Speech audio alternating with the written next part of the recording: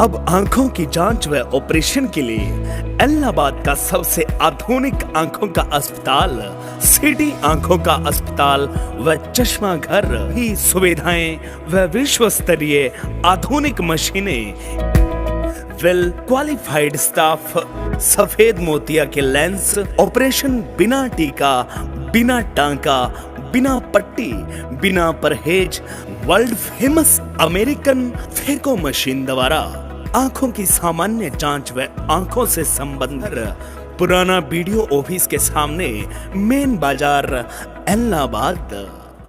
सभी साथियों को राम राम। जो साथी आवाज सुन पा रहे हैं,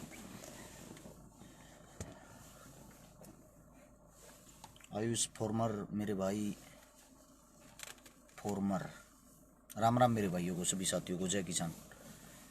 एक बारी भाई सभी साथी जुड़ने का काम करें और कुछ अब शब्द अगर मुंह तक निकल जाए उसके लिए माफी चाहता हूं। मैं कोशिश नहीं करता कभी कि मेरे मुंह तक कोई अब शब्द निकले। मैंने बोला नहीं है, मैं एक दायरे में रह के ही बोलना पसंद करता हूं। बाकी कई बार ऐसा मुद्दा हो जाता है, ऐसी चीज हो जाती है, इंसान गुस्से पर कंट्रोल नहीं कर पाता। मैं पहले ही आप सभी साथियों को बता रहा हूं भाई, हाथ जोड़ के माफी चाहता हूं अगर कोई गलत शब्द मुंह से निकल जाए। कैलाश मेरा भाई यूएई से देख रहा है, आपका भी धन्यवाद। एक बारी भाई सारे साथियों से विनती, जुड़ने के साथ साथ बिना कहे शेयर कर दियो। आज जुड़ने के साथ साथ बिन बोले शेयर कर देना। नीचे शेयर का बटन दिखाई देता होगा आप लोगों को, उसको दबाते ही 16 हाथ ने लिखा पाओगा शेयर टू ग्रुप। एक बारी तुरंत 10-10 ग्रुप में इसने शेयर करो ताकि सारे भाइयों तक नोटिफिकेशन पहुंच जावे। आज जमाना बहुत ही घटिया रह गया। आज का जो समय है भाई, आप लोगों को बता दूं, एक 2 टके की नाचने वाली औरत ने, एक 2 टके की नाचने वाली औरत ने पूरे देश को आईना दिखा दिया है। आप सभी साथियों को, पूरे भारतवर्ष को अपने देश का आईना दिखा दिया है।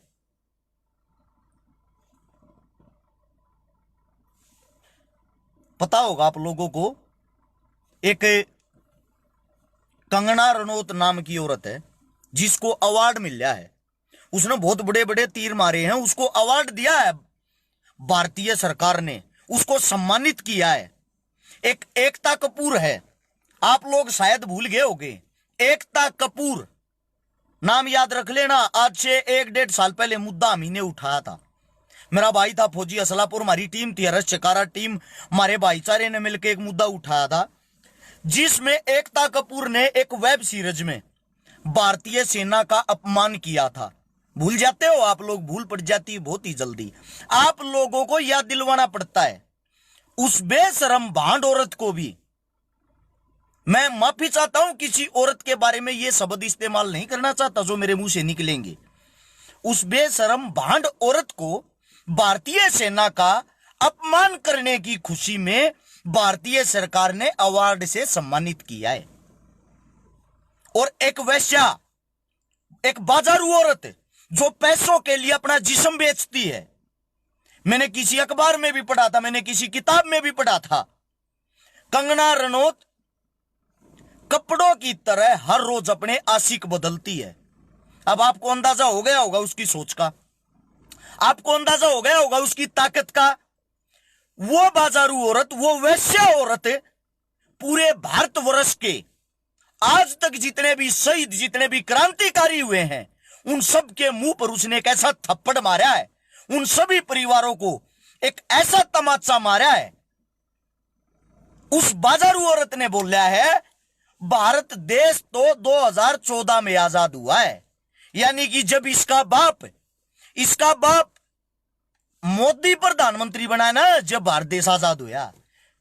1947 में भगत सिंह, राजगुरु, सुखदेव, चंद्रशेखर आजाद कुछ नहीं थे, वे कुछ नहीं किया उन्होंने। ये बात मैं नहीं, ये बात आपकी कंगना रनौत बोल रही टीवियों में चिल्ला चिल्ला कर। और उस वैश्या औरत को यही सरकार सम्मानित करती है। आप लोग पता नहीं क्यों सारी चीजें किस लिए भूल जाते हो। एक हमारा भाई जिसने कोरोना के टाइम पे, जब देश असली लड़ाई लड़ रहा था ना, उस टाइम पे गरीब इंसानों की मदद की, जिसका नाम है सोनू सूद। मैं सैल्यूट करता हूं मेरे भाई को। उस भाई ने जितनी मेहनत और जितना सब कुछ किया, उसका फल क्या मिला? उस पर इनकम टैक्स का छापा, उस पर रेड। एक बात बताओ, इसलिए कि वो वैश्या नहीं है, वो एक लड़का है, वो आपका झंडा नहीं उठाता। मुझे आज शर्म आती है एक बात बताते हुए। किसानों को इन्होंने आतंकवादी बता दिया, जवानों को ये आतंकवादी बता रहे हैं, शहीदों का ये अपमान कर रहे हैं, और कुछ चाटुकार पत्रकार जिनकी गोदी में बैठ के बड़े बड़े भाषण देते